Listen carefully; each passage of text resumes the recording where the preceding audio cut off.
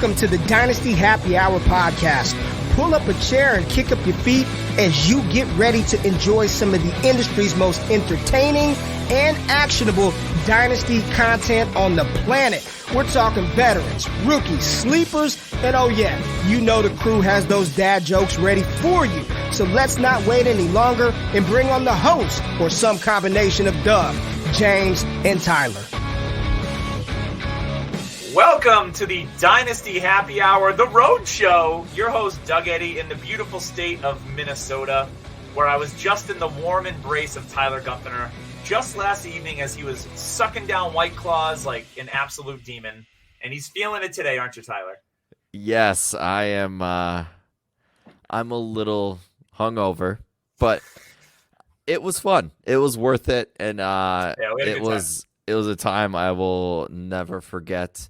My wife beat me in beer pong for the first time in her life. That was something. But then I redeemed myself and beat Doug. I was recently getting a bunch of texts last night after I went to bed that said, "Someone please call DHHHR." So I need one story, just one, to clarify why that was texted in our group. I'm not sure. Tyler was making salacious gyrations with his hips and waist. I believe he was trying to helicopter with his pants on. So I think he was edging towards sexual harassment. So that's when DHHR, and I snapped a picture of us, and I was like, DHHR is going to need a call right quick, pretty soon. Fair enough. Another fun moment was my sister showed up, and I got to play some beer pong with her. That was a first. So that was kind of a bucket list thing, but it was super fun. Great food. Damon hosted, our good friend Damon. He threw a heck of a party, as he always does, and had a lot of my work friends there. And Doug, Yeah, I got to meet Tyler's sisters, his folks. They bought lunch for us yesterday. It was a nice day hanging with them in our clan. And did we rip Tyler in front of his parents? Yes. Yes. Good. As you should. Yeah, this is the way. This is the way. All right, we are going to jump into it. We've got a lot to talk about this week on Dynasty Happy Hour. Before we start talking, though, I want to give a shout-out to Underdog. I checked my account while I was here and then realized that Minnesota can't do Underdog, but I realized that I have a lot of money that I need to start spending once the season starts or even before the season starts, because daily best ball drafts have already begun. Best Ball Mania is back. The biggest Underdog contest ever is in the building. They've got the Mastiff going on right now. It's $1,000 to enter. Wowzers, $1,000. Big ballers out there. You can use code DHH and they'll match up to 100. So there's a fifth of your entry fee if you put $100 in towards that Mastiff. Bingo. To win big money, you gotta spend big money, I suppose. Shout out to that billion dollar ticket winner in California. Jerk. Anywho, they've got baseball going on right now. Golf is there as well. Big board 2023 rosters. It's all there for Underdog. It's the coolest way to play daily fantasy. So make sure you go on underdog.com, use code DHH, and get that $100 matched right away in your account. So, guys, we've got some player news. There's actually a fair bit of injury news this week as training camps are starting to open across the NFL. I think about half the teams are open and ready to go. The big news for me, because this is a player that I've acquired in the offseason in a couple of different leagues and in the Scott Fish Bowl. I got him in round 8 or 9. NFL Network's James Palmer report Broncos running back Javonte Williams with his knee injury will avoid the active PUP list to begin training camp at least. And this is huge. It's been trending this way since organized team activities, but is now official. Williams did enough in his rehab from a torn ACL to avoid the PUP list coming into camp, meaning it is likely we will see him begin the season as the starting running back for the Denver Broncos.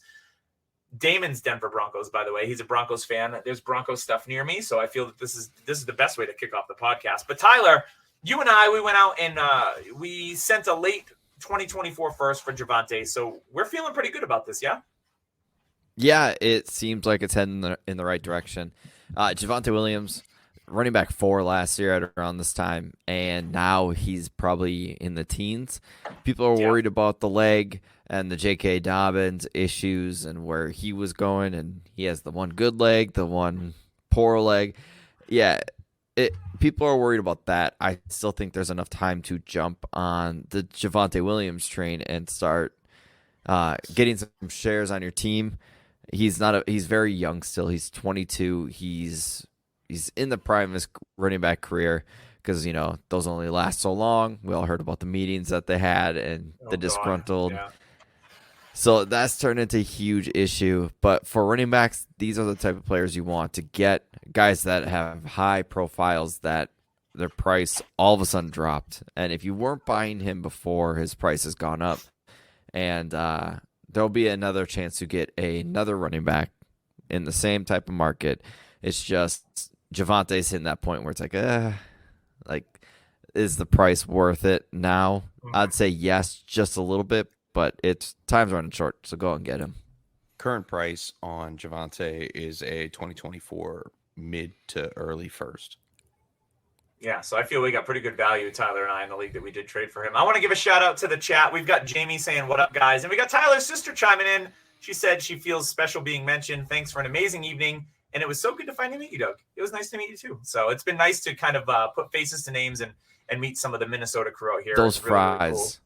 A golf course. Those seasoned fries at the golf course? Those fries. And nice. So good. They're like Arby's curly fries, but just regular fries. But straight, not curly. They uncurled them and served them to us. Yep, they did. Yeah. Doug's like, I need them uncurled. If they come curled, I'm sending it back. I'm out of here. We did have a couple of early tweaks in training camp of the knees, and here's a shocker. One player that's been getting a ton of hype in the offseason, he's the wide receiver one. He can be special. Oh, my God. Kadarius Toney tweaked his knee. I can't with Kadarius no knees. Oh, my God. I mean, we can get into Kadarius Toney a little bit later. I mean, we are going to cover the Chiefs in this episode. So that is true. So Kadarius Toney tweaked the knee. Color me shocked. He's cool when he's on the field, but he's like the Jimmy Garoppolo, who we're going to talk about in a second, of wide receivers. And then Amari Cooper tweaked the knee. I'm not too worried about this one. Amari hasn't really battled too many injuries over his career. He hasn't missed a lot of time. I think he'll be fine. He's not built like a string bean like Kadarius Toney is. So until we hear more, I'm not too worried at the moment. ESPN's Jeremy Fowler reports the Raiders expect quarterback Jimmy Garoppolo with his foot surgery to be cleared for practice. He passed his physical today. He's expected to avoid the active PUP list that he was sidelined for Raiders OTAs. They shut him down for the last 2 months with the injury, and they can get out of his contract if they released him, because that was one of the things, is that he didn't pass his physical, so they were able to tweak his contract. He's being reunited with Josh McDaniels, so I know that's exciting some people. But behind that offensive line, James, how are you feeling about Jimmy Garoppolo as the starter of the Las Vegas Raiders? I mean, he's a guy. He's a guy that's a starting quarterback. That's how I feel about him. We'll probably get deeper into this. Yeah, I don't want to spoil the put in the meat cart and potatoes before the horse, if you will. Yeah, but I'm the not injury too happy. wagon. I'm not too happy about that franchise right now. Yeah, same. Let's move on to running back.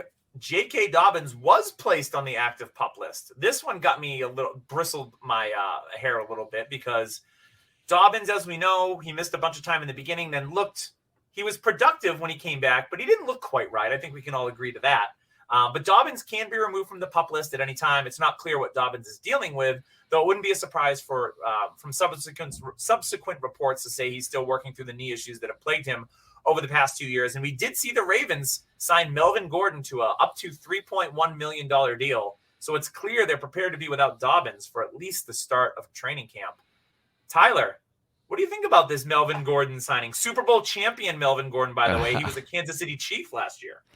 I'm not too worried about it. They actually placed Rashad Bateman on the PUP as well, on the injury list. I think he just came off of it, though. And he just came off of it like a couple days after they put him on it. So the Ravens are kind of just toying around with it. It's almost like a taxi squad. All right, we'll drop him down. No, we'll bring him back up. Yeah. But yeah, I'm not worried about it. I think another thing with the running back, hey, if people are worried about it, go see what Dobbins' price is, because he's a very talented running back, and if that strong leg can make the other weak leg can catch up to the strong leg, yeah. No, God, take off. Yeah, 100%. So, and we all forget about Gus Edwards. I think he's a freebie in your dynasty leagues that you can get in as a throw-in, but Gus Edwards could have a productive season if J.K. Dobbins does struggle. I'm not worried about Melvin Gordon, like Tyler said. And Jamie, Jamie in the chat. Yeah, do you think the Dobbins stuff is just smoke trying to get a contract extension? Because he was one of those disgruntled running backs, although he was a second rounder.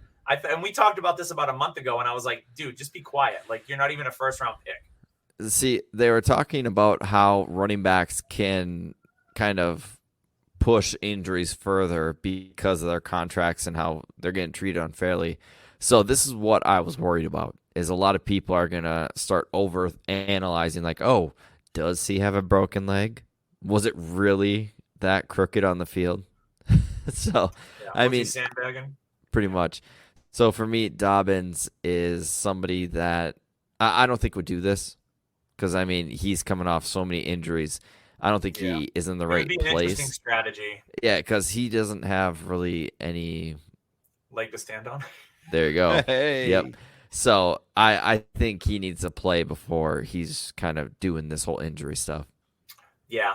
We're going to move on to some Giants news, which is right in James's neck of the woods. His favorite team signed running back James Robinson, formerly of the Patriots, and Cole Beasley of the Bills. James, are these just camp bodies? I mean, they just keep adding more and more slot receivers on this Giants team. I mean, the James Robinson news is a little interesting for the simple fact that Saquon actually may hold out. I went out and picked up Matt Breida everywhere. He knows the system, knows everything that he needs to do. I saw Eric Gray, right? I saw him. Eric Gray super late too. Eric Gray is going to start popping up in redraft leagues at the bottom of their drafts if Saquon doesn't show up during training camp. I don't think he does. I think the holdout stands at least for the first couple weeks into the regular season. And James Robinson actually may make the roster due to that. So we shall see. Just keep an eye on things. I'm not worried about Cole Beasley because it's like the 8th slot receiver on the team now. Yeah, they're just hoarding all the small slot. They're like the old Patriots. They're just hoarding all the small slot receivers. It's pretty much what they're doing. So yeah, no worries about Cole Beasley. Not interested in that whatsoever. But what I am interested in, Jordan Addison this week showed that he is the fastest player on the Minnesota Vikings roster. He ran on the streets. He ran 140 miles per hour in a 55-mile-an-hour zone early Thursday morning. I don't understand NFL players that do this stuff. It makes no sense.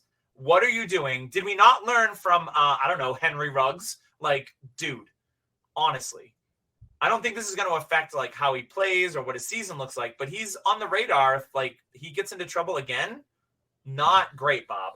Tyler, we're here in Minnesota. What are you hearing in the streets about Jordan Addison and his knuckleheaded ways behind the wheel? I haven't really heard any new news about it. I don't think a suspension will come, probably a fine. Nobody is hurt, thank God. I mean, like Doug was saying, the Henry Ruggs stuff, you got to think to yourself, okay, this is dumb. It's at 3 a.m. Stay home. Like, stupid. Justin Jefferson needs to get in this guy's ear and just be like, dude, don't do this. Like, you haven't even set foot on the field. Your first-round pick, your future's bright. Don't blow it like this. So I hope that nothing comes from it. 140 is very fast. I mean, Minnesota, there is a lot of flat surfaces for long distances. So I could see the temptation, but come on, dude. You should know better than that. Don't be a jackass, like, honestly. Yep. Yeah, so I was telling Doug the other day, I think it was Friday or Thursday, like all these rookie receivers seem to be falling except for Flowers, who's getting some good hype. Yep. But you haven't really heard too much out of anybody else, and this is kind of the common theme with rookie receivers is it's not till like week 3 when you start seeing them blossom and showing up. And so right now is probably the time you want to go out and get those rookie receivers if you're looking to get them. And I think this actually gives you a good buying opportunity for Addison, who I thought was very close to my wide receiver 1. He's right there at JSN. So I think that this would be a good time, like, because you know me. Hey, if any value's dropping, I'm gonna look to go get him. Yeah, you haven't made a trade in a bit. We were gonna make a trade in person, but then Tyler he consumed a little too much hard seltzies. The claws. So, yeah, the claws got in him, and he just forgot like how to function and how to make trades. Which to my chagrin, I should have taken advantage of and offered him a deal and then ran away laughing, but I didn't because I'm a nice guy. I'm Minnesota nice out of Rhode Island, so that's how we're going to. I don't think you remembered either. I actually did because I didn't drink all that much. I paced myself because What I is was on that? antibiotics part of it. What is pacing? Yeah, it's where you follow the pace car, like in NASCAR. Okay, makes sense. Yeah, 100%. So that's going to wrap us up for news before we get on to the AFC West. I did want to give a shout out to Trophy Smack. I saw all those pictures again from Scott Fishbowl draft. You saw 10,000 Lakes trophy for the first time. It is. I did. It is a beaut. I got another trophy, and this is 2 trophies in 2 weeks that I have in my possession now, and I'm stoked because there's nothing better than winning the league and having the trophy in your possession. And hopefully that trophy is from Trophy Smack, whether it's football, hockey, basketball, baseball, or soccer. Doesn't matter. They're completely customizable. They have the right trophy for you. When you use code DHHRING, you get a free $60 championship ring with your purchase of a trophy or a belt. And you can either give that to your highest scorer. Maybe you give it to yourself and you keep it and you don't tell anybody because you're that kind of guy. I know you're out there. I know you're watching. But they also have stuff for the losers of your league. So if a guy like straight up stinks, and you have guys like, maybe Al in your league and he came in last because he blew up his team and he's rebuilding. Get Al a toilet seat. He can hang around his head. He could have used it last night when he was shooting pong. I saw you, Al. He could have used an extra T-shirt, a tarp. Who knows? Yeah, he poured beer down his pants. It was down his back, which is. It went down his pants though too. Yeah. And then he did put bust on out the Priest Holmes jersey. He did bust out the sleeveless Priest Holmes jersey, so that was a plus. Him like years ago. Yeah, that was a good sight to see. So that was entertaining. But once again, it's code DHHRING for that free ring at checkout on TrophySmack.com. All right, let's get on to our Dynasty divisional breakdown of the AFC West by team, and we are going to start with the champions, the Super Bowl champions, the Kansas City Chiefs. We talked about Kadarius Toney earlier. Their depth chart right now, you've obviously got Patrick Mahomes. He almost never misses time. We know Chad Henne retired. Who's his backup? Who's Mahomes' backup? Oh, God. See, don't even know. I don't even think they know. We don't even know. Maybe a cut. Maybe. Blaine Gabbert. Yo Gabbert. Like worth Blaine rostering Gabbert. in deep superflex leagues? Possibly you. Nice hair. Beautiful hair. Hey, didn't he save someone from drowning too? Yeah, he did. Yeah, good guy. Running back is their position where they're going to use like the hot hand. We know that they re-signed Jerick McKinnon. They still have Clyde Edwards-Helaire on the team. They picked up undrafted running back Deneric Prince, who a lot of people like. And they also have what's his face? Isaiah Pacheco. Yeah, that guy. He's pretty good. Who looks like he's going to be healthy for the season. There's been some health reports about Pacheco. He played banged up in the Super Bowl. I got him as my RB4 or 5 in Scott Fishbowl. I got him wicked late, here it is. Drink. I got him really late in Scott Fishbowl, so I was happy to have him there. So running back, it's going to be one of those hot hands. We don't know which week it's going to be when we'll talk about it. And then at wide receiver, they went out and drafted Rashee Rice in the second round, who some people, I was talking to people at Fishbowl, and some people really liked his profile. Some people don't like him, so I think he's really interesting. We've got Kadarius Toney, the aforementioned. We still have Marquez Valdez-Scantling, Justin Watson. But there's a name that's getting some hype who's on taxi squads, Justin Ross, supposedly running with the ones. And then at tight end, we have Travis Kelce, and they still have the backups there, Noah Gray. Fortson is still there as well. So, James, talk to me about this Chiefs team, because I think there's outside of Kelce and Mahomes, it's kind of a mixed bag of week-to-week stuff, right? Yeah, we won't know exactly who the number one wide receiver is going to be. And obviously with the news of Kadarius Toney that we talked about. I forgot about Sky Moore, by the way. It seems that Kadarius Toney was going to be the main benefactor of Mahomes after Travis Kelce. I don't know if that's so much true anymore. Sky Moore building up ground in OTAs this offseason, and then comes in and gets praises from Andy Reid. And now he doesn't have the competition in training camp from Kadarius Toney. So I see his value really moving up. And they were neck and neck. Dynasty wide receiver 49, Toney, and 50 for Sky Moore. And Sky Moore's been sitting on your taxi squad for a year, yet you shouldn't have played him at all last year. Didn't get a touchdown in the regular season, but did, however, score his first touchdown in the Super Bowl. Nice way to end your rookie season, in my opinion. And the fact that he was on the field in the Super Bowl just says something to me that they trust him. And I think he's going to continue to grow in that offense. And if you're in the offense with Patrick Mahomes, definitely someone that I'm willing to take a shot on. And his value right now, believe it or not, is under Rashee Rice's value. So I think I would actually go for Sky Moore over Rashee Rice if I'm trying to acquire one of these wide receivers. Tyler, what are your thoughts on the Chiefs? Pat Mahomes, quarterback one. You don't really need to talk about that. Going to the running backs. Like I always like to do. Who's the cheapest? It's probably Denari Prince right now. Pacheco is probably a really good price for his injury. So he's probably fallen a little bit, a second rounder if you're competing. That's good for running back. Cheap. Yeah. Hilaire, I really saw cheap. Hilaire go for a 2025 third. Yeah, I'll do that. I mean, sure. Yeah. Give me a former first rounder. Even Jerick McKinnon for a third is great value because he's going to get, the pass catching duty. I think until maybe an injury pops up. But the receivers, Sky Moore. James, wasn't it you that had a big Sky Moore hot take? I was high on. That? I was high on Yes. Sky Moore last year. Yeah.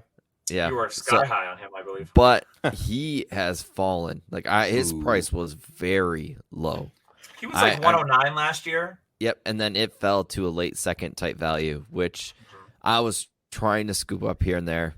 He is still a guy that a lot of people in the fantasy community that I trust were big fans of. So I'll take that with a grain of salt, but I'll also take it into account. So for me, Sky Moore is a good value. I'm staying away from Tony forever.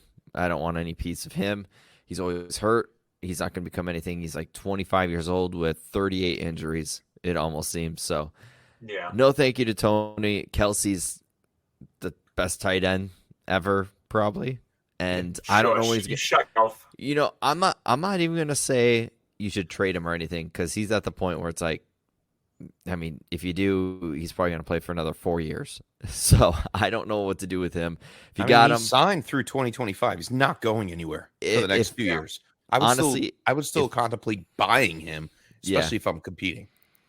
And then, wide receiver, I would still take cracks at these cheap guys. So Justin Ross, MVS. Justin Ross's price is getting a little crazy, like second rounders now with the hype, of course, training camp talk. So, I mean, pretty much all you want is Mahomes, Kelsey, and probably a cheap running back and log out. Yeah, I agree with that 100%. I have Kelsey and Scott Fishbowl.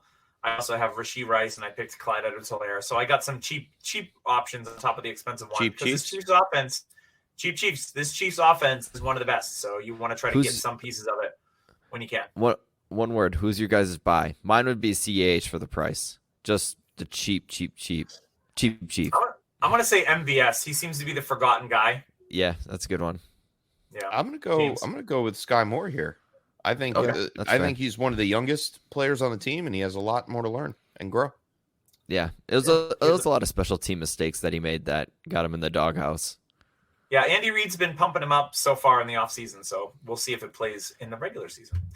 All right, let's move it on to the Los Angeles Chargers, everyone's favorite lovable loser franchise who always figures out ways to lose games in hilarious fashion, just like they did against the Jacksonville Jaguars in the postseason. Wow, the Chargers.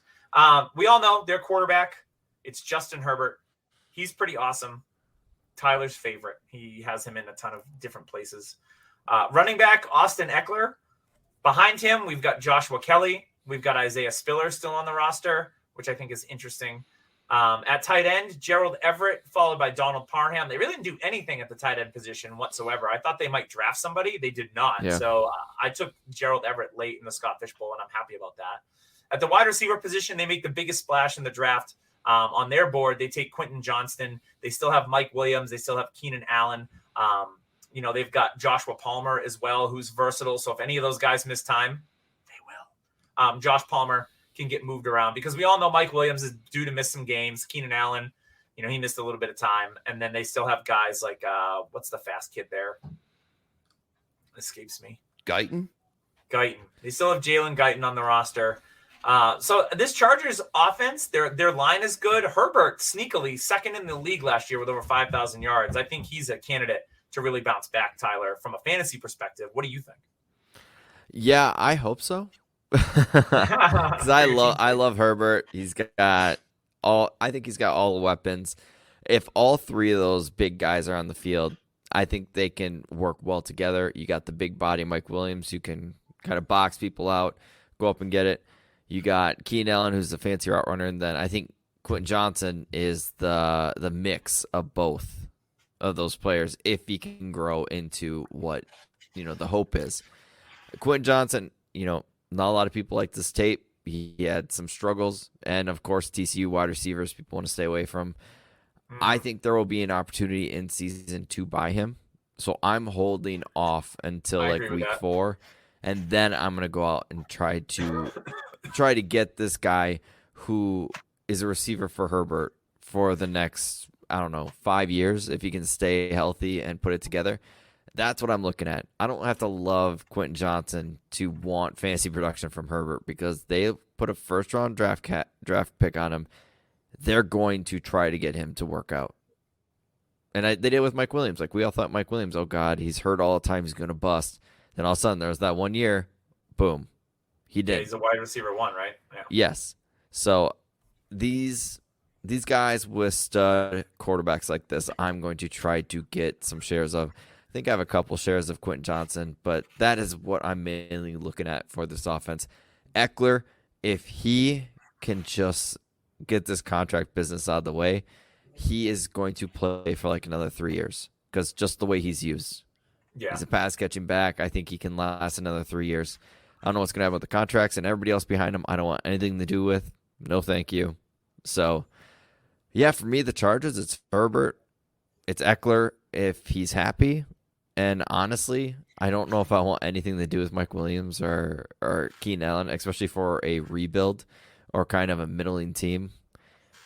Give me Quentin Johnson. And then when you said tight ends, like Everett's a great cheap piece for a team going for it as your tight end too. Agreed. James, what are your thoughts on the Chargers?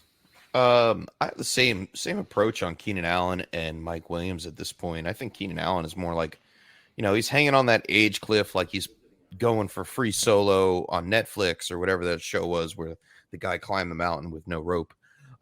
It's only a matter of time before he falls off. We saw him be a pillar of health for the last, 6 years? For a while, yeah. Yeah, I think his major injury, ACL, was back in 2016, so he did great. And then he had the freak, kidney injury or whatever it was. Right, but I think if I have Keenan Allen, and like Tyler said, I'm not competing, I have a middling team, am I trying to get rid of him? Yeah, I'll go out and try to acquire maybe Sky Moore in a second, gets it done for Keenan Allen. I'm happy with that. Mike Williams fractured his back last year. So, coming off of the good season that he had in 2021, fractured his back, missed the wild card game against the Jags. I still think he's involved. Like they gave him that contract. So I think he might be there longer than Keenan Allen. And if that's the case, he's still going to get a target share. Herbert throws the ball almost 700 times last year. And they got Kellen Moore. Yeah. Who wants to throw? Who wants to throw the ball? So it is in the range of outcomes that Herbert could finish as the QB1. And I think Quentin Johnston, I didn't really like his film. When I scouted him, he was kind of lazy, didn't finish through with his routes properly, had problems with run blocking and stuff like that. So he's that 50-50 ball guy. So Mike Williams maybe doesn't have to go up and grab all of those and try to get hurt. False. Quentin Johnson was not a big 50-50 ball catcher. He actually struggled with it in college. He was the catch and go. He's the catch and go? Catch, and they used him on deep bombs. But he was the mainly get him the ball and let him work with it after the catch.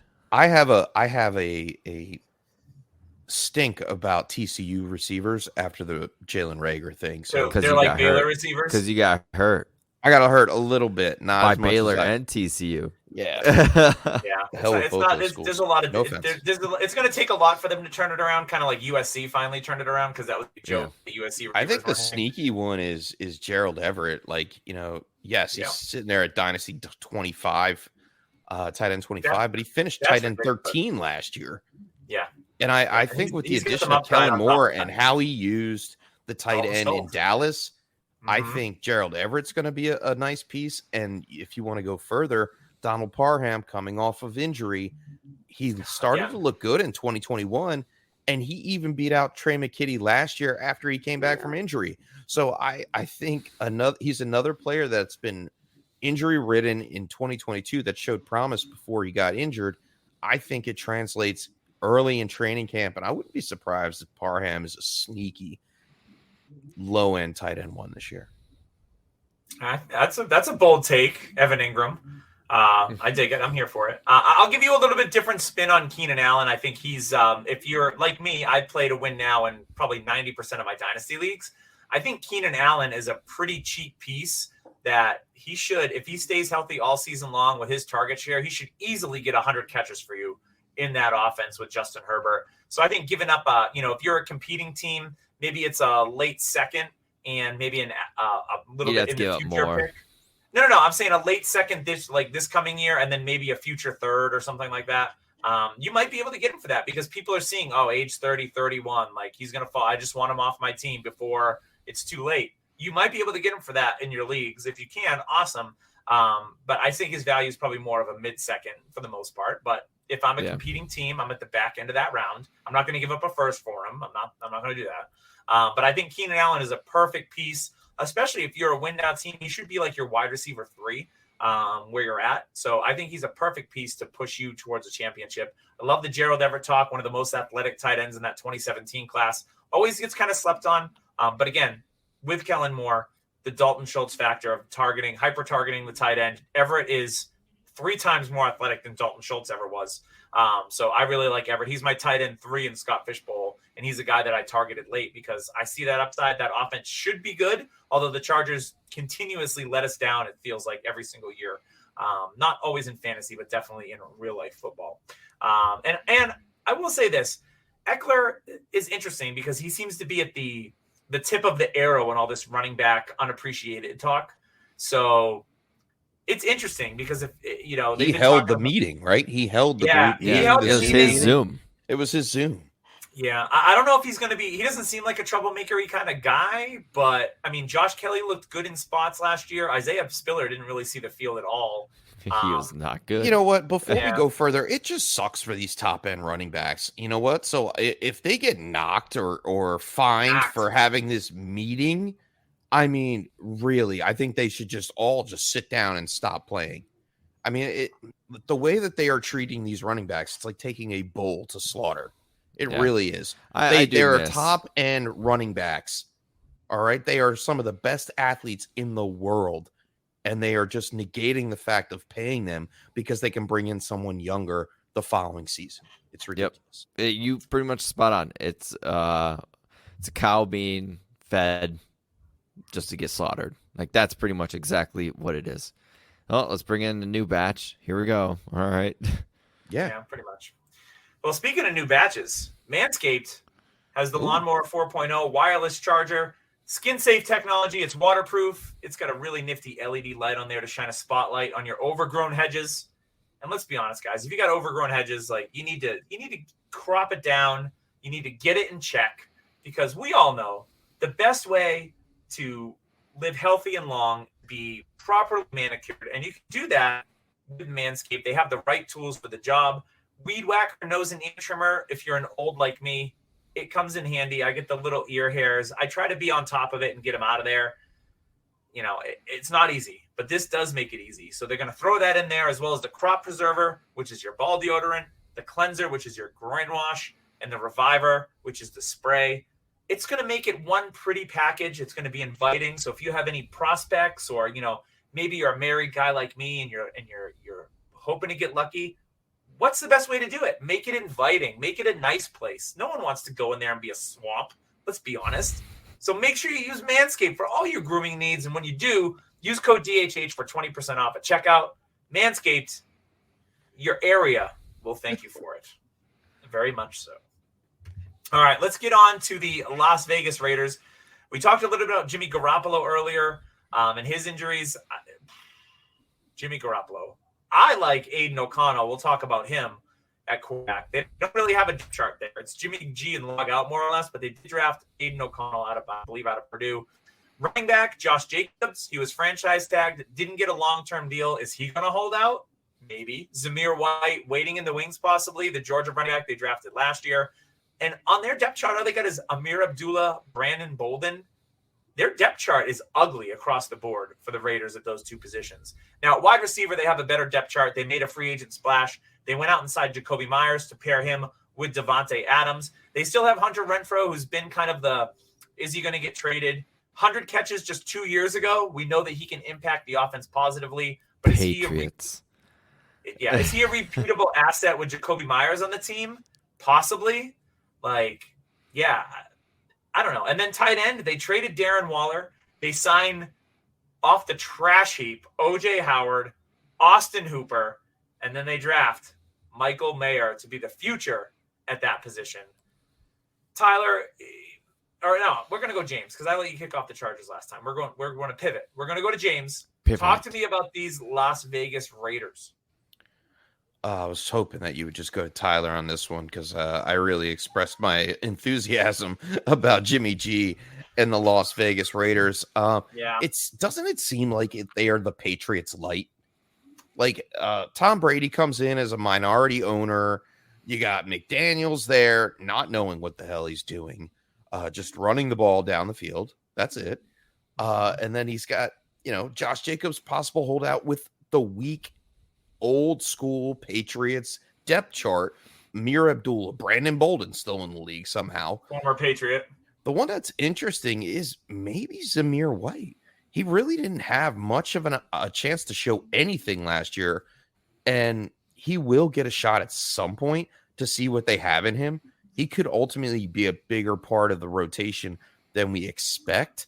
And if Josh Jacobs does not get a new deal, Zamir White's going to be on those dynasty radars just because of the opportunity that he could have. So picking him up right now off a waiver wire, he's a waiver wire ad at this point. Doesn't any of these free agent running backs seem like classic Raiders moves? Throwing him on a 2-year taxi slot, like if you have those in your league where you can hold your rookies for 2 years, I'll pick Zamir White up and throw him on my taxi slot. I mean, he was a second-round pick in a lot of leagues last year. I don't think he's going to be on free agent, but if you can go trade for him, he is definitely worth a shot because there was a lot of hype on him last year. Everybody thought he looked good. Preseason had some good games and some good show. But, yeah, like you said, did nothing because Josh Jacobs had a outstanding season. For this team, give me Michael Mayer, and I'm good. Like Davante Adams, you're holding him until he's done. His value is worth way more on your team. If you can get a first for him and you're not competing, then I can understand getting rid of him. I don't even know if I could get rid of him for anything above early first. I would need he's an early first. He's going to do it again. Like he's going to be a top 5 wide receiver. I don't see the avenue that he's not. I mean, he gets like a 30% target share. Jimmy G they may not throw They may not throw too much with Jimmy G there. But I can't like you said, Jimmy G. I'm not I can't throw outside the hashes. That's my biggest bugaboo about Jimmy G. He hates throwing outside the hashes, and yet they sign him when you got somebody who is a primary outside wide receiver. I don't get it. And I don't like the Jacoby Myers and Hunter Renfrow narrative. I'm staying away from it. I mean, they're both dynasty depth chart darlings. I'm going to get Renfrow because I think if he goes somewhere, it's the Patriots, and he's going to be good for them. That makes more sense. We know Jacoby Myers is stuck in the system now with the new contract. So, Hunter Renfrow, last year of his deal, I mean, I have him marked down on my screen here. No, stay away because there's just not enough targets to go around in the system after Davante Adams gets his share. But Michael Mayer, projected starter, broke out in his sophomore year at Notre Dame. He's had 2 consecutive seasons of 800 plus yards, 7 plus touchdowns, caught 9 touchdowns in his last year there. I think he's probably one of the most well-rounded tight ends in this draft class. So it just gives me reserve to say, hey, he's going to be on the field. I can put some faith into this guy where there's not much talent around him outside of Davante Adams. Yeah. So it doesn't matter what they are this season for Michael Mayer. I think he has a bright future ahead of him. Yeah, I think for me, the depth chart after Jimmy G, there's something about Aiden O'Connell in that pick, and it's really just betting that Jimmy Garoppolo is not going to be healthy. I wouldn't be surprised if we see O'Connell take the field as a rookie. Is he going to be like Brock Purdy 2.0? Probably not. But I think he's decent, and he's got decent weapons around him. Where a rookie quarterback, like heck, if you have him in a super flex league, maybe you start him as a QB2 pinch here and there. That kind of guy, and he was typically not really getting drafted in super flex leagues. Don't they have Brian Hoyer? I'm not worried. Brian Hoyer is about as healthy as Jimmy Garoppolo, and Hoyer is awful. If the Raiders are going to go with Hoyer, they might as just well go with O'Connell because Hoyer's like 50 years old. He's another McDaniels guy. Like Tom Brady comes back midseason. Oh God, gag me with a spoon. But yeah, I agree with you guys on everything. I have Mayer in a few leagues, and I think that he could be a rookie tight end that makes an impact right away because the coach likes to throw to the tight end. The quarterback likes to throw to the tight end. Mayer is a complete tight end. He'll be on the field, and I'm not worried about Austin Pooper or O.J. Howard, who can't stay on the field either. So hard pass on this Raiders team. Yeah, if they don't have Josh Jacobs on the field, it's going to be – I don't know what the Raiders are doing. It's bad. So let's get to our last team, though. It is Damon's Denver Broncos. We all know the quarterback at the top of their depth chart. It's Russ Wilson. He's there. Starting to show a little life at the end of the season. At running back, spicy. He might be in a Netflix season 2 quarterback show. Gag me with a spoon. I can't stand Russell Wilson. He just comes across as fake to me. He's really I just good. care about. I'm sucked into that thing, man. That show is awesome. Yeah, I just care about his fantasy points, and he did show some signs of life towards the end of the season for the Broncos. At running back, we know they got Javonte Williams, who we talked about at the top of the show. They signed Samaje Perine in the offseason. They've got a really interesting prospect in Jaleel McLaughlin, who's a fast kid that has been getting Sarah's some hype. son. Yeah, Sarah McLaughlin. I will remember him on my rosters, my taxi rosters at least. At wide receiver, they're absolutely loaded with names. We've got Jerry Jeudy. We've got Cortland Sutton still on the team. Tim Patrick coming back from an ACL. KJ Hamler, will he make the squad? I don't know. They got Marquise Goodwin they signed, who's going to be out for a little bit. And then they obviously draft Marvin Mims, who a lot of people really, really like. And then at tight end, Greg Dulcich, who had a great rookie season when he was on the field. And then Albert Okwuegbunam is still on the roster as well for the Broncos. So I think there's a lot of fantasy hope on this team. And I think there was last year. I think it rolls over to this year. We see Russell Wilson, how he finished the season, and we hope that that's what's going to roll over this year. We're going to go to Denver with Tyler because he's got orange hair for a team that's dressed in orange. And he's wearing navy blue, so it's like perfect. Yeah, perfect. Are you a Denver Bronco, Tyler? No. My dad is a big Denver Bronco fan, though. John Elway was one of his favorite players, of course. Anybody in that era loved John Elway. Yeah. But for me, it is all about Russell Wilson. His price is so low when it used to be skyrocket. Nobody wants him because they think he's toast. But for real, I think it was the coach. I mean, there's a lot of things coming out that, Russ Wilson shouldn't have had a bunch of his own guys in the building. They had everything wrong there. Apparently, Sean Payton said that they were allowing people to go into the locker room, like public access into the locker room, to go take pictures and all this stuff into the cafeteria. And Sean Payton's like, no, this is like their area. This is where they need to be and be a family together. They don't need distractions. So if those are all cut out and Russ Wilson is seriously, if he is into this Sean Payton stuff, I think he can have a rebound and have 3 good quarterback 1 years. I really like his price. He's like quarterback 15 to 19 in Dynasty. Nobody wants him.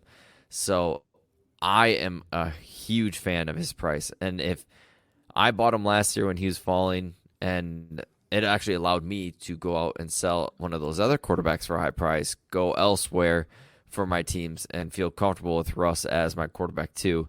And I think if you're relying on a quarterback 1 season for him in Dynasty, if he's your quarterback 1, you might be a little iffy, but perfect quarterback 2, personally. What do you guys think about Russ? Yeah, Jamie in the chat said, I want Russ at QB 16 to 18. That's criminal. I put him boldly at QB 9 this year. And I could see that. It's kind of bold. Yeah. Spicy. I think he stays around that low end QB1 area. I mean, he hit QB16 last year. There's room for Tons more. of problems with that offense. Totally different coach, totally different style of play. I think they're going to go back to trying to spread the ball around a lot more.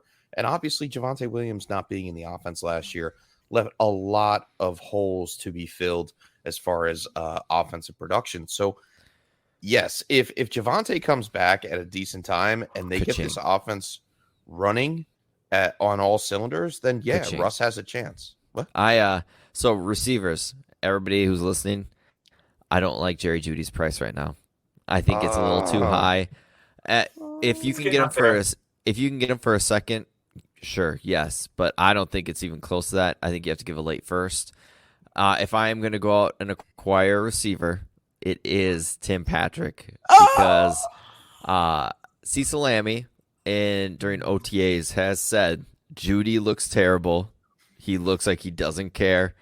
Cortland Sutton looks slow, and Tim Patrick coming off injury looks good. Like he's the guy. Should we rehash the bet that we had last year, barring any injuries?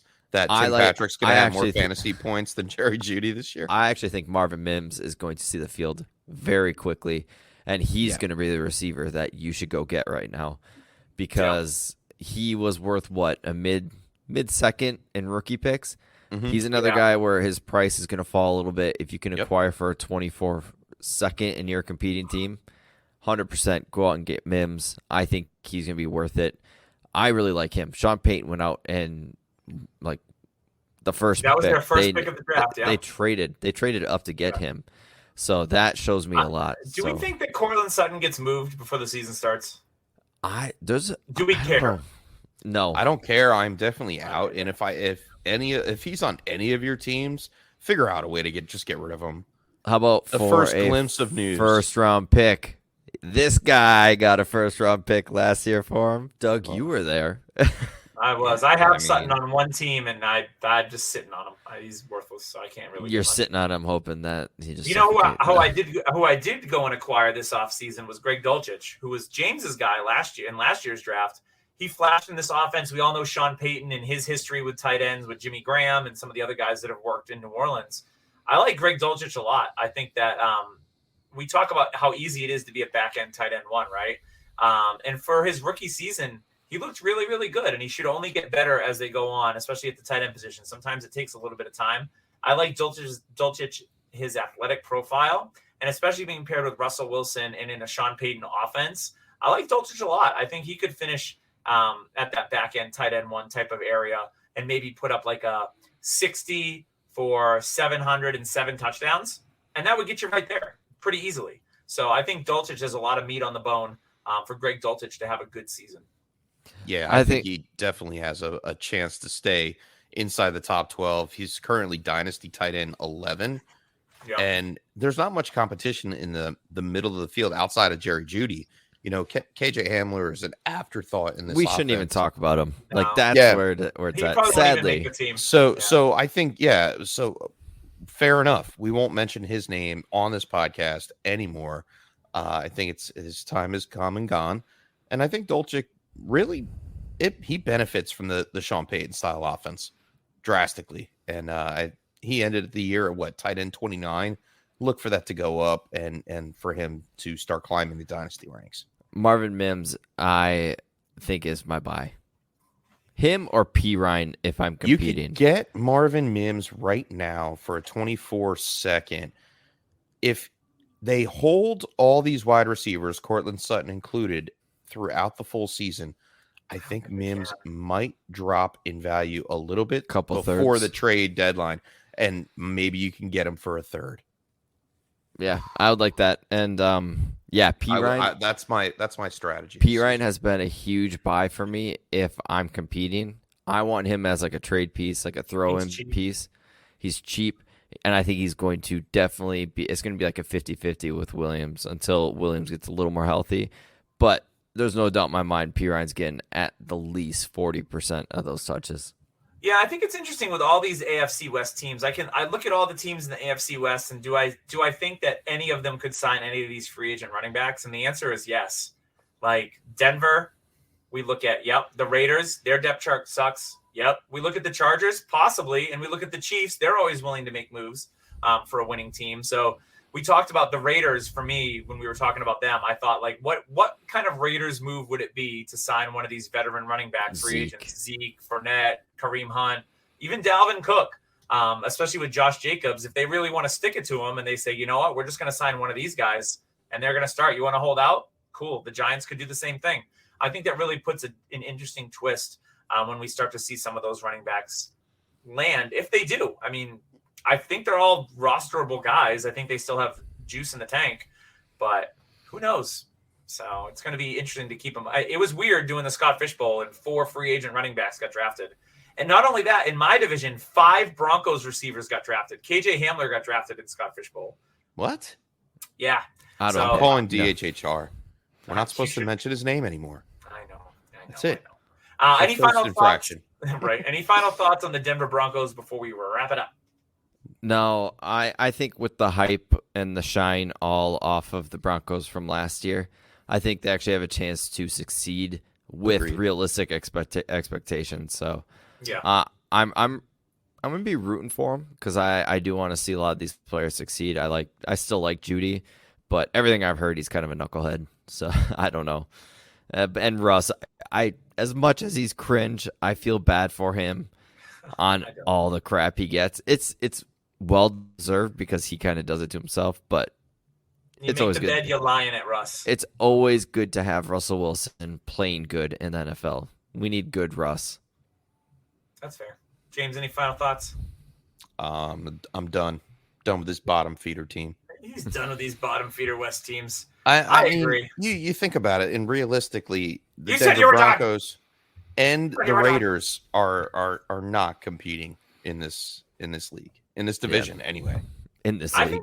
I think the Broncos could surprise. Their defense is XFL good. Maybe. Their defense is great. Yeah, I think the Broncos could be in contention at least. I don't think they'll win the division, but I think they're going to make some noise. Whether it's on defense or offense, I think they could be a nice rebound team here. So we shall see. Before we wrap it up, I did want to give a shout out to our friends over at dynastynerds.com. Go over there, sign up for the Nerd Herd, use code DHH for 15% off of any subscription. You're going to get trade tools. There's an extra Nerd Herd episode, prospect foam room, prospect scores, and the Dynasty GM. So if you're looking to get some of those rookie trade targets mid-season, you can go back. You can look at their prospect film room and remind you how great they were and make some lowball deals on them mid-season, like we talked about Marvin Mims. And then on Verdian Global, if you're looking for some new gear, whether it's a sweatshirt, a T-shirt, or a hat, go on there. Check out Dynasty Happy Hour. They've got all sorts of options for you over there. It's been fun broadcasting on the road here in Minnesota. It was great to be able to spend some time with Tyler and with Damon. We talked shop of fantasy football. We crushed some claws. We played some Pong. We had a great time. I'll have to do it again because I do enjoy my time out here. Everyone's I'm coming next time. I'm coming next time. Everyone's so nice and accommodating. If I'm allowed or invited. Right. There was one thing I do remember is, Doug has been out there since Thursday, but I can tell by his face he's very excited to go back home. You were a little homesick, and I feel it too because even yesterday I was homesick and I was very close to home. Yeah, and you live right down the road, bud. So he's like, I miss my kids. You sure it was homesick or like alcohol sick? I think it was a combo package of the two. I think it was the alcohol brought out the homesick part. It'll be nice to sleep in my own bed and to get home. But I don't get to be out very often without the kids, so I'm trying to take every last minute I can and appreciate it. But it'll be nice to get home and Doug to be around the loved ones because I know everyone back home misses me and they've told me that, and it's always it's cute to hear, and I want to be back with them. So yeah, I'll get there safe and sound. I fly out tomorrow on Monday at 7:45 p.m. So I have a full day here tomorrow, which is great. We're gonna go in the cities with Damon and his daughter Katana and hang out for a bit before they drop me off at the airport, and I might even cry because it stinks. It's great being out here and being incorporated into people's lives and going to Tyler's house, Tyler's and busting his balls. Right now. I'm just hungover. He is hungover. He drank a lot of clothes. So that's going to wrap us up for Dynasty Happy Hour this week. We will see you next week on this said Dynasty Happy Hour. We'll see you later. Bye.